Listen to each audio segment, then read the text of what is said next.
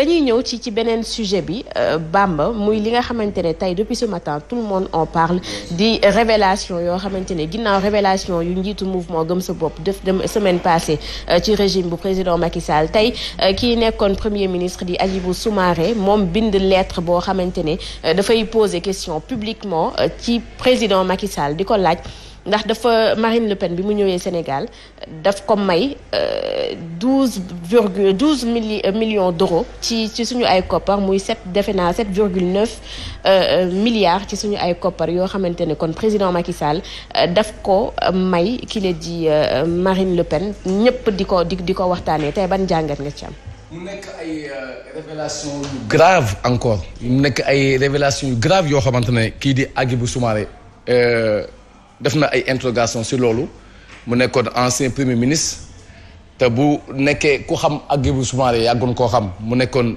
kilifa goo xamante ne du waxantu mu nekk kilifa goo xamante ne aussi liñ ko njëkk a xamee woon bu njëkk mooy koo xamante ne waxam day gàtt day néew waaye bu waxee saa su ne lu am solo lay wax mu nekkoon aussi ci administration sénégalaise kon cela veut dire que am na njottu gu rafet ne lépp lu muy wax xam na ko mais bi ma liiree li nga xamante ne mooy communiqué bi dama jàpp ne il a fait des interrogations moom si boppam day poser la question à savoir à Macky Sall est-ce que dafa jox xaalis bu ni toll noonu à Marine Le Pen ma jàpp ne nag si li ñuy wax il y a des questions qu'on appelle des questions subjectives maanaam des interrogations indirectes yoo xamante ne cela veut dire que bala nga koo laajte ñi ngi njott ne am nga loo xam ba pare te pour man avec tout le respect que je dois à monsieur Hadjibou Soumaré il a manqué de courage parce que bu fekkoon ne par exemple tey am na lu mu xamoon il n'a qu'à le dire directement que man sénégalais am na lu ma xam mooy le président Macky Sall am na lu mu jox Marine Le Pen pour man Hadjibou Soumaré am na lu mu xam lan la xam nag loolu laa bëgg a xam man mooy am na lu mu xam parce que ñëw rek poser question nii am na documentation yu mu def am na ku ko informé am na ay information yu mu téye si loxoom mais pourquoi muy poser ay questions cela veut dire que kon amul lu ko leer poser ay questions cela veut dire que moom aussi wóoru ko poser ay questions cela veut dire mu ngi laaj Macky Sall kan moo koy tontu ak kañ la koy tontu cela veut dire que aussi que boo demee bay ko poser question di la wax montant bi ni toll mais am nga loo xam mais nag Sénégal dama jàpp ne nag dañoo toll foo xamante ne ay révélation la ñuy def mooy léegi dañoo nekk dëkk boo xamante ne souvent les leaders politiques dañuy def ay révélation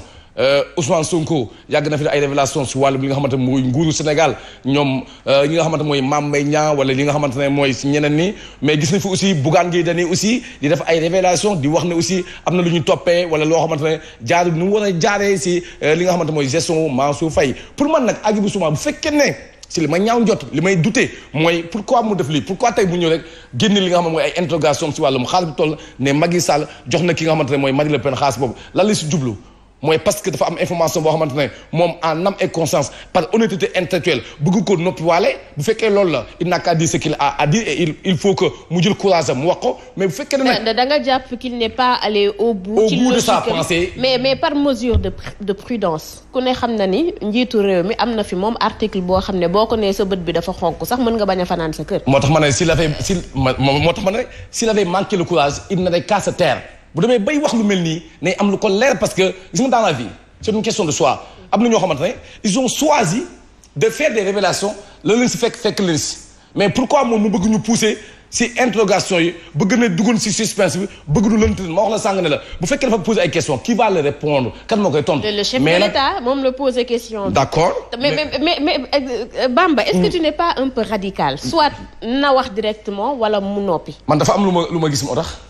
loo gis li ma gis mooy Hadjibou Soumaré daf ñoo bëgg a junj loo xamante ne moom ni ay moromam defee tendance la dama la bëggoon ne foofu laa la bëgg yow dama ne tendance la mooy ay leader politique dañoo dugg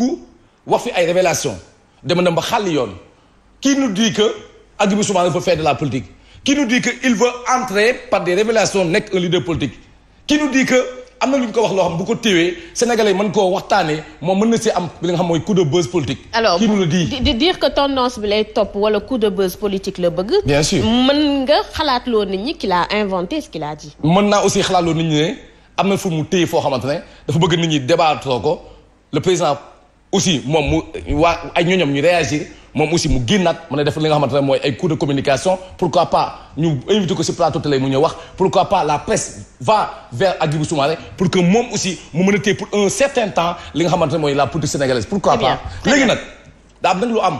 mooy diggante Marine Le Pen ba muy wax ak Macky Sall xel dina lënt xel dina ñaaw mooy parce que bi Marine Le Pen ñëwee au Sénégal damay wax ne visite bi ça a été une visite secrète. Le président Macky Sall même si boppam moom moo exigé woon à ce que seen entretien ne soit pas communiqué le président Macky Sall même si boppam moom moo exigé woon à ce que diggante moom Marine Le Pen que bu kenn génne si presse bi ay photo kenn du gis ay images yoo xamante Marine Le Pen est au palais parce que ça a été une visite secrète. lan moo tax. président Macky Sall choisir loolu. bi Marine Le Pen ni ñëwee aussi lan la fi doon def ba léegi Sénégal yu bëri homme de presse yu bëri kenn waxtaanu si. fan la Marine Le Pen dem na fi si base militaire française dem na fi li nga xam ne compagnie sucrière sénégalaise. loolu yëpp nag te boo xoolee ay points yoo xam ne yu am solo la mën na am aussi information yooyu. ñun dañu manqué yooyu la Hadjibou Soumaré am mais il fallait que Hadjibou Soumaré prenne son courage pour dire aux Sénégalais ce qu'il a envie de dire sur des révélations concernant la relation entre Marine Le Pen et le président Macky Sall. alors Ibrahima Pouye tey. ndax xel ñi nga xamante ne seen xel dafa tey bu baax a baax ci ni information bi ñu joxe dëgg la ils ont pas raison bu ñu basé woo ci le fait que ñun fii ci plateau bi def nañ fi thème ci visite bi Marine Le Pen amaloon Sénégal pour 3 jours ñëpp magnifier le fait que dañu ne président Macky Sall nanguwul dalal ko nanguwu ko jox audience par rapport à moom racisme bi nga xamante ne moom la ko ñëpp xamee. tey ñu xëy un bon jour Le Monde bind c'était le 3 mars bind ne président Macky Sall le 18 janvier dalal na ko non seulement palais mais dafa exiger discrétion que dafa sàkku ci ñoom benn photo bu mu génn mais également entretien bi bu ko kenn commenté lan la ci jublu. bu dee am na comme ni ñu ko waxee loolu jubluwaay bi moom président moom moo ko xam. boo ko waxul man mënuma cee xam dara ndax jubluwaay boppam la mais bi ñuy rappelé wu aussi bi fi Marine Le Pen ñëwee mais man bokk naa si ñu ko naqarlu man. am na nag droit ñëw fi ndax citoyen française la am na ay droit ak ay liberté jënd billet avion ñëw Sénégal liberté d'aller et de venir dafa bokk ci coopération diplomatique entre états ñaare bu aussi c'est un opposant politique boo xam ne aussi di suñu opposants yi di génne di voyager ci noonu la yeneen opposants yi di amee droit aussi di ñëw ci réew mi li ci des nag mooy li ko boole président Macky Sall ba mu ñëw fi en audience secrète mais tey bu ñuy wax Marine Le Pen raciste la il est raciste contre les noirs bëggul gis der bu ñu par thème li muy xeex suba bongoon yépp mooy comment génne africains yi biir France naka la ñuy def ba africains yi abal leen seen dëkk mais malheureusement pour eux ils ne peuvent plus avoir un pur sang français ñoom tubaab yi malheureusement pour eux ngàcce ngaalamal les africains der bu ñuul gis nu waxoon na ko France ak ay nit ñu ñuulam France ak ay nit ñu France ak ay arabam ñoo daan France mënut a am dara sans Afrique équipe nationale France dañ cey génne 11 tout noir ñëpp solo maillot bleu blanc rouge ñii sénégalais ñii malien ñii guinéen ñii gambien ñii gabonais Afrique boo moom France parce que ñun ñoo leen libéré et puis mais ñoom dañu amul njukkit ndax boo xoolee bi ñuy jëlee suñu maam yi yóbbu leen pour ñu dimbale leen pour allemand yi may leen jàmm mais suñu maam yi lañ jiitaloon au front jël seen bopp làq ko ci ginnaaw tàppat lañ mos a doon damay tam doon boo jëlee 5 pays africains francophones bu ñu téyee seen loxo ci France 24 heures France bokk ci les pays les plus pauvres au monde parce que Afrique bi ñuy wax française Afrique francophone ñooy dundal la France nous a dépouillés depuis les années 1900 avant les années 1960 avec des contrats yoo xamante ne c'est en béton pour nga daaneel ko c'est un problème suñu ressources naturelles yi France da koy délapider na ko ba mu jax takk suñu géej gi pareil donc tey dafa am benn comportement boo xam ne France da koy doxee ak Sénégal di ko doxee ak yeneen pays africains yi ba pare bëgg a wëlbatiku di xas pays africains te pays africains yi ñoo leen yor. des na tuuti nag ñoom président bu ñu ko dinañ ko am di. alors que dire kon ci comportement président ma nee nga lim ci jublu moom moo ko xam mais bu fekkee lii ñu ko waxal dëgg la kii ñëw comme ni nga ko décrire muy koo xamante ne mënul supporter der bu ñuul ñu ne président Macky Sall nee na du ko dalal ndeke moment boobu xëy na xiiru teranga bi mu ngi koy dal jël na xaalis bu bari jox ko. non xam nga damay wax d'abord ci dalal le président de la République. dafa am ay chartes yoo xam ne da koo lié que mu war a mën a recevoir n'importe quelle personne bi nga xam ne am na liberté. ci dëkkam comme il a le droit de bañ a gàntal nit ci audience bu ñu ko ñaan. waaw xaaral ma ñëwagum rek damay wax droit bi nga xam ne bu fekkee nit ki jouir na ay droit wam yi nga te je crois que Marine Le Pen amul benn droit bu ko interdire mu voyager amul benn droit français bu ko interdire mu rencontrer un président de la République d'un pays donc le président recevoir na ko am na sañ-sañ bi ci loolu la ko teg mu recevoir ko à huis clos loolu ñoom la engagé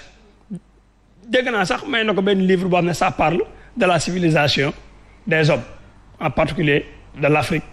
comme ni ko Léopold Sédar Senghor jàngale jox na ko ci li ma dégg boobu sañ-sañam la en tant que président de la République bu ñëwee nag ci cadre xaalis bi amul kenn koo xam ne mën ngaa génne wala génne nga benn document bu légitime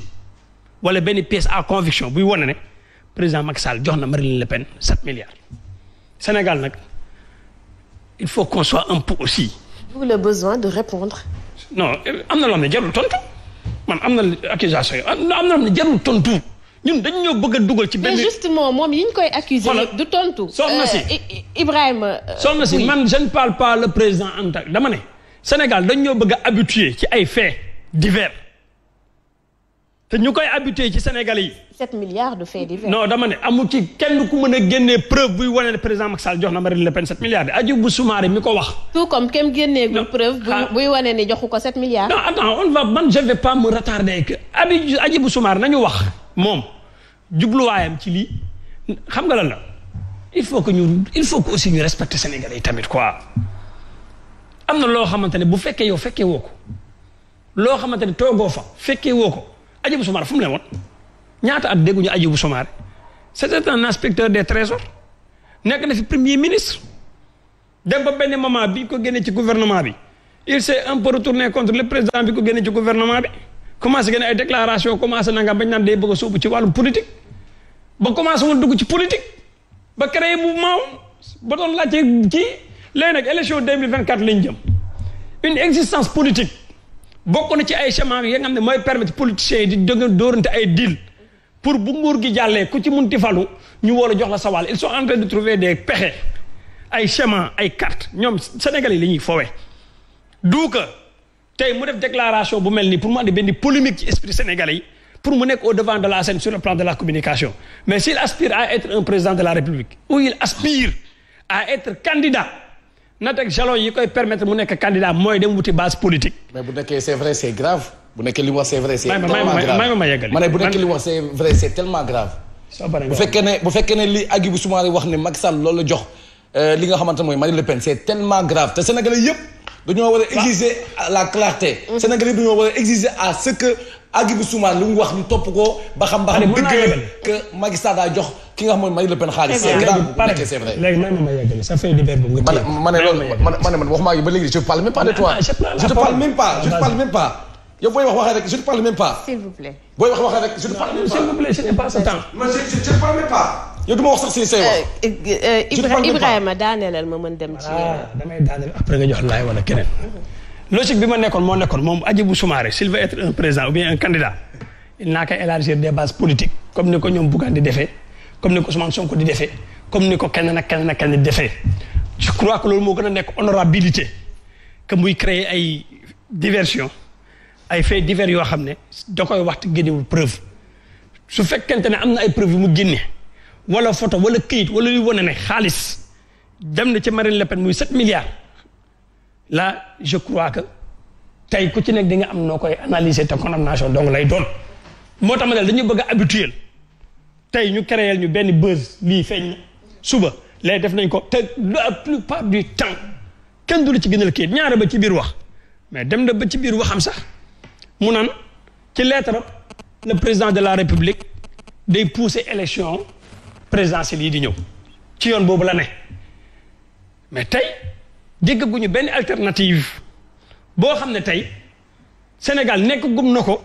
bay war a mën a pousse ay élection présidentielle. D'accord. Les élections présidentielles dañ ko war a tenir. Très bien. À échéance normale en 2024 parce que réew mi citoyens sénégalais yi aspiré pour jiite ko dañ nekk seen droit seen légitimité moo tax waruñu xaar foofu mais lii ma jàpp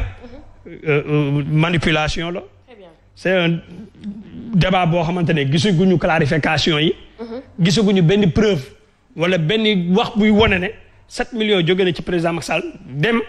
ci Marine Le Pen et puis moment boobu Hadjibou Soumaré dafa newoon ba toog bu nga tey xëy. alors ñuy wax dundu gu cher gi emploi des jeunes. dinaa ñëwaat si yow Ibrahima justice bi. Ibrahima ñaata at Sénégal li ci ay trouble. s'il te plaît alors Abdoulaye depuis mois de mars 14 morts yi amoon. dinañ si dégguñu Hadjibou Soumaré mu toog Ibrahima bi attendez. très bien il faut qu'on respecte les Sénégalais. alors Abdoulaye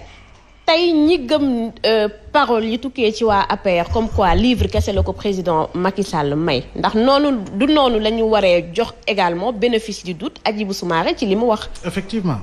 te itam damay fàttali ni Hadjibou Soumaré c'est un grand commis de l'État. Hadjibou Soumaré nekkoon na fi ministre bi nga xam ne moo yoroon wàllu budget. wëlbatiku nekk fi jëruñ bu jiite gouvernement si Abdoulaye Wade. nekk fi kon boog premier ministre. Bien sûr. nekk na fi itam président de la commission de l'union économique monétaire ouest-africaine am ay dugg-dugg yoo xam ne dépassé na les frontières de l'Afrique il faut loolu tam ñu nangul ko ko. ñaareelu mbir bi Hadjibou Soumaré xamewuñu ko mu doon politicien. man dama jàpp ni c'est un homme politique. te loolu tam dafa am solo ñu préciser ko. ñaareelu mbir bi xadi colonel. ba président di recevoir Marine Le Pen defe naa ni sénégalais yu bari yëguñu ko bañ ko yëgee defe naa ni weddi jibu si parce que itam moom si wàllu boppam wëlbatiku na dëggal ko président ba mu koy jox livre di koy dédicacé si livre am Sénégal bu kër xooma def naa ni fekkewuñu ko itam waaye itam wëlbatiku nañu wax ko ñu war ko ka mu soxal wëlbatiku dëggal ko kon boog il ne faudrait pas man si sama wàlla bopp ma ne li mu wax am na waaye itam li mu wax duma ko weddi. Bien sûr, c'est parce ça. que itam communication Cheikh Ahmadou Bamba. Ce n'est pas dans un seul sens. Bien sûr. La communication n'est pas forcément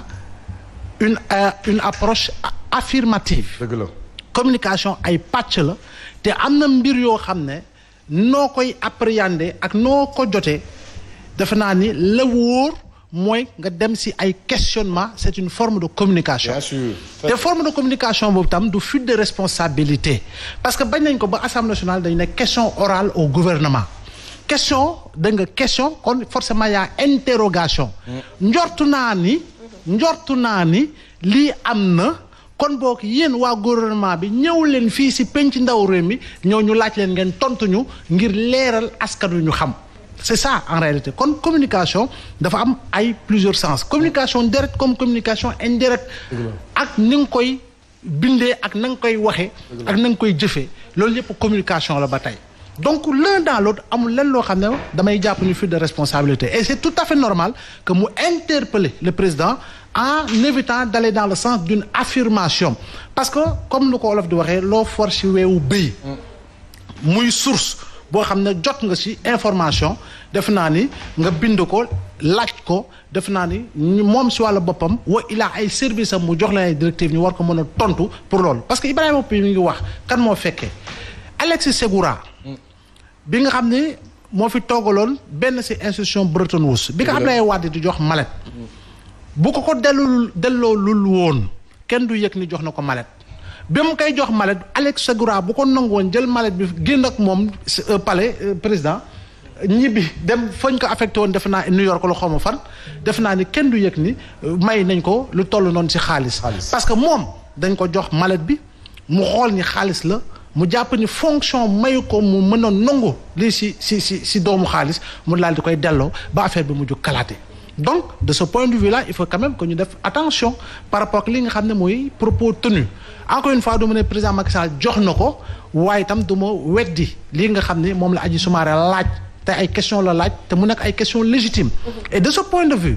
au nom de la transparence au nom de la gouvernance économique globale kii nga xam ne moom la ñu laaj question yi def naa ni pour véritablement l'intérêt commun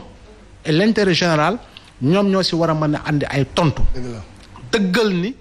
Hadjibou Soumaré laaj nañu ndaxam da ngeen jox Marine Le Pen daanaka 8 milliards loolu nga laajte amut te bés boo leen yëgee ni am na jàpp na leen ni effectivement kon bokk ñu ne leen doon nax waxuñu woon dëgg parce que tamit à la fin gis nañu ni lañ daan weddi mujj naa am. et justement li ma doon laaj Ibrahima Pouye Abdoulaye le fait que président Macky Sall dalal ko mais qu'il tienne à ce que bu kenn xam ni que Marine Le Pen mu ngi woon palais sekk na ak moom waxtaan wala peut-être plus par rapport à xaalis bi nga xamante ne ñu ngi naan jox na ko loolu rek ndax du tey xel. waaw dafa tey xel parce que Marine Le Pen c'est le modèle je dis bien c'est le modèle du pire anti-modèle de ce que doit être l'homme du 21e siècle et je parle de l'homme avec un grand H. Bien sûr. Donc nit kooku ak en bi nga xam ne moom lay wone saay buy wax ci nit ku ñuul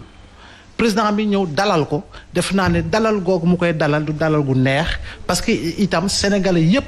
boo déggee Jean-Marie Le Pen di bàyyi ba ci doom moom Marine Le Pen ba ci Marion Marshall Le Pen bi nga xam ni bokk na ci famille bi ba gagné sax circonscription ak yu demee noonu famille boobu boo leen noir daanaka bu leen dégg tiitaange nga ci jëlee ndax en gu ñu am ci kii nga xam ne mooy nit ku ñuul te koo xam ne moom jàpp na ni bés bu jógee ba nekk présidente France taxawaayam mooy fexe képp ki nga xam ne noir nga te amoo këyit doo amoo nationalité fexe nu mu la dàqee ci dëkk googee def naa nag kooku am na leneen loo xam ne war nañ ko mën a gisee ñaareelu mbir mi Ibrahima Pouy mi ngi koy wax mais xadi colonel même bu fekkee ni président effectivement mun na recevoir ku ko neex mun na bañ a recevoir ku ko neex waaye est-ce que yaa ngi imaginer tey ni opposant sénégalais yi dem France Emmanuel Macron recevoir leen Élysée interprétation ban moo siy jógee est-ce que yaa ngi imaginer ñuy yëg ni en catimini Emmanuel Macron recevoir na Ousmane Sonko tey en catimini Emmanuel Macron recevoir na Bougane gëm sa bopp en catimini Emmanuel Macron recevoir na Khalifa Sall en catimini Emmanuel Macron recevoir na Malick Gakou wala Déthié Fall forcément fii au niveau intérieur. Bien sûr. nguur gi ak waa nguur gi ak seen parti ak seen coalition am na benn interprétation bu ñu ko mën a jox parce que itam par voie officielle sur médiation si doxin boo xam ne Alioune Tine la waaye président da ko yëg ba pare si le Omar Sissoko Embaló bu Guinée-Bissau recevoir kii nga xam ne moo di Ousmane Sonko donc dafa am ay préalable d'approche diplomatique yoo xam ne effectivement président du recevoir en catimini yaa ngi may dégg bu baax le chef ou la chef de l'opposition de son homologue et quel que soit par ailleurs homologue am boobu kan la moo xam biir Afrique la moo xam keneen la tey nii bu ñu yegoon nii président Macky Sall par exemple recevoir na en catimini Guillaume Soro wala Charles Blé Goudé quelle pourrait être la réaction d'Alassane Dramane Ouattara encore une fois je parle des ponts. Et justement lii nii ndax mën na am njeexital ci relation yi nga xamante ne président Macky Sall am na ko ak Emmanuel. waaw damay wax bu ma laa wax ni je parle des ponts diplomatiques mais jàpp naa ni peut-être que ñoom am nañu benn niveau boo xam ne d'interprétation boo xam ne amaana xëy na du ma ko wax moo am xëy na sax président laata mu koy recevoir amaana xëy na yëgal na ko sax kii nga xam ne moo di président France amaana comprends nga. donc de ce point de vue là xëy na jaaree na foofu ba nga xam ne affaire bi du mën a créer benn suspicion xam nga au niveau véritablement de la hiérarchie fële au sommet de l'État français mais quoi qu'il en soit lu si mën di am rek moo di gouvernance économique la ñu wax te gouvernance économique véritablement transparence lañ ci wax te jàpp naa ne nag boo tollee benn niveau ñu laaj la yenn question surtout lu jëm si juróom-ñetti milliards daanaka juróom-ñetti milliards man boo ko xaajoon xaajaat ko xaajati ko ma daal di si cot ak cappaandoo damay jox président ne ko la nga ragal demal defi ko maanaam takk ñaaral loolu moom xam nga ni dégg nga maam du si sax hésité voilà donc il faut quand même ñu xoolee ko noonu xam ni effectivement dëkk ak dëkk état ak état dafa am ni muy doxee mais sénégalais moo ko posé question bi te sénégalais boobu tamit du Ablaye Mbow sénégalais boobu dafa occuper ay haute fonction ci dëkk bi mais fàttali une chose fa lay jeexale bu ñu nee en réalité buzz lay wut parce que dafa bëgg amaana fexe nu muy bokkee ci élection présidentielle yi da ngay juum parce que Hadjibou Soumaré il était candidat à la candidature en 2019 la gërakale kañ moo doon li nga xam moo di wàllu parrainage parce que boo fàttalikoo def na déclaration solennelle de sa candidature wax lan mooy mébétam ci Sénégal bañ doon jëm ci élection présidentielle atum 2019 donc 2024 bi bu nekkaatee candidat du bett warut a bett kenn parce que 2019 nekkoon na candidat mais il a fait partie de la vingtaine de candidats à la candidature recalée dans le cadre de la loi sur le parrainage donc il faut quand même loolu ñu koy fàttali parce que il est bon ñu wax ko en réalité du politicien comme ni ñu ko waxee encagoulé man li ma jàpp c'est un grand commis de l'État te am na ñoo xam ne seen jaar-jaar ak seen comportement di nga xam ne ñii mësuñoo bari wax en réalité par rapport aux politiciens professionnels parce que am na ñoo xam ne ñi ngi ci biir nguur gi nekk ci gouvernement bi nekk dans l'administration te amaana benn yoon ci juróom-benn weer wala benn yoon ci at bi sax nga leen di dégg ñu wax parce que itam noonu la ñu tabaxee parce que ñoom liggéey rek la ñu xam sëgg ci dossier rek la ñu xam ils font la politique et ne font pas la politique politicienne donc faire la politique nag dafa am noo koy appréhender mais encore une fois je rappelle que Hadjibou Soumaré du politicien encagoulé il était candidat à la candidature lors de en perspective de la présidentielle de 2019 te loolu Ibrahima Pouye foog mu xam ko parce que loolu rëcc na ko donc loolu mu ko rëcc. waaw tontu nga ko ci point yu mu soulevé. non moom foog mu rëcc ko voilà foog mu rëcc ko daf ko rëcc mais il était candidat à la présidentielle de 2019 encore une fois. voilà te defoon na déclaration parrainage moo ko recalé. comme parrainage yu mu recalé une vingtaine de candidats si bu ñuy jëm si élection présidentielle atul 2019. alors président Lamine Gueye laaj bi nga xamante ne moom la Hadjibou Soumaré def elle est directement destinée au président Macky Sall moom tontu.